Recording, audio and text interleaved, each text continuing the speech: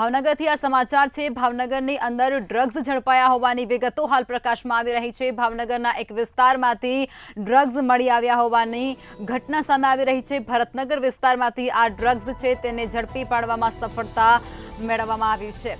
એસઓજીની team દ્વારા આ સફળતા મેળવવામાં આવી છે, જેમાં એસઓજીએ હનીફ બેલીમના ઘર પર રેડ પાડી હતી અને હનીફ બેલીમ છૂટક ડ્રગ્સનું વેચાણ કરતો હતો તેવું પણ તેઓને બાતમીમાં વિગતો મળી હતી, જેમાં હનીફ અમદાવાદના જુહાપુરા વિસ્તારમાંથી ડ્રગ્સ લાવતો હતો તેવો પણ ખુલાસો થયો છે।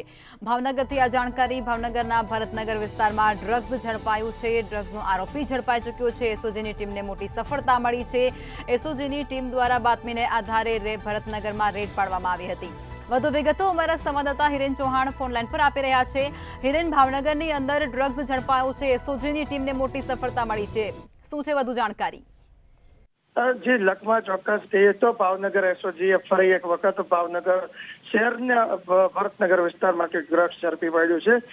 બાતમીને આધારે ભાવનગર ભરતનગર વિસ્તારમાં કહેવાય કે એસઓજી દ્વારા હનીફ બેલીમ નામના વ્યક્તિના ઘરે ડ્રગ્સ વેચાતો હોય તેની શંકાને લઈને તપાસ હાથ ધરી હતી, જ્યારે તેમના રહેણાંકીય મકાનમાં તે ડ્રગ્સ છે તેનો જથ્થો મળી આવ્યો હતો।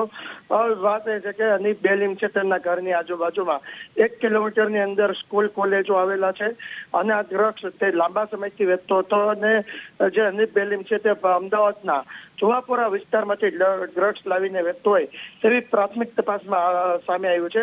હાલ તો એસઓજી દ્વારા આરોપીને ઝડપીને વધુ તપાસ હાથ ધરવામાં આવી છે, તેમજ ડ્રગ્સ છે તે કેટલું છે અને કેટલાની રકમનું છે તે સંપૂર્ણ વિગત હજી એસઓજી દ્વારા તૈયાર કરવામાં આવી રહી છે। જી લખમાં જી જાણકારી આપવા બદલ આપનો આભાર હિરેન। તો ભાવનગરની અંદર ડ્રગ્સ ઝડપાયા હોવાની વિગતો પ્રકાશમાં આવી છે અને અમારા સંવાદદાતાએ જણાવ્યું તે અનુસાર આ મુદ્દે ઊંડાણપૂર્વક તપાસ પણ હાથ ધરાશે।